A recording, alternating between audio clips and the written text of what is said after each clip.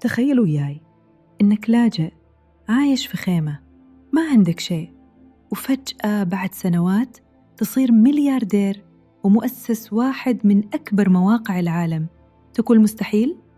خلي أحد شيلك عن بيير، عمر الولد اللي غير معنى كلمة بداية بسيطة.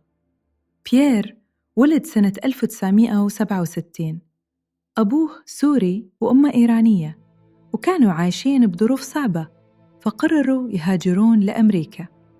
وصلوا هناك وبدأوا من الصفر. أبوه اشتغل بكل شيء عشان يوفر لهم مستقبل، أما بيير كان طالب ذكي وهادي وعنده شغف بالتقنية. من صغره كان يحب الكمبيوتر، وأول مرة لمس فيها كيبورد عرف إن هذه لعبته. دخل جامعة تافتس ودرس علوم كمبيوتر وتخرج واشتغل بشركات تقنية، بس قلبه كان يدق لفكرة وحده. قال ليش ما يكون في موقع يخلي الناس تبيع وتشتري من بعض بكل سهولة؟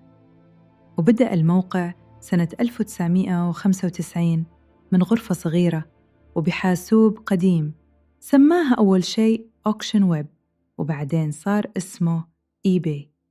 أول سلعة انباعت جهاز ليزر مكسور $14، لكن بعدها الدنيا قلبت. الناس بدأت تحط أشيائها وتبيع كل يوم آلاف المنتجات والطلبات والفلوس.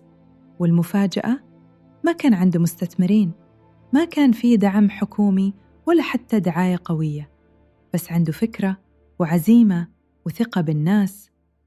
خلال أقل من 4 سنوات إيباي صار من أكبر المواقع بالعالم، وبيير دخل قائمة المليارديرات. بس الأجمل إنه ما نسى أصله، أسس جمعيات خيرية ودعم تعليم اللاجئين، وأنشأ مؤسسات تساعد شباب العرب والإيرانيين والأفارقة. وقال مرة أنا ما نسيت يوم كنت أعيش في بيت بسيط، ولا نسيت إني كنت لاجئ. النهاية باللهجة خليجية. بيير عمر مو بس مبرمج ناجح، هو دليل إنه النجاح ما يعرف جنسية ولا شهادة ولا ظروف النجاح، يعرف اللي يعاند الحياة ويصر يفوز. اقتباس تنهي فيه الفيديو.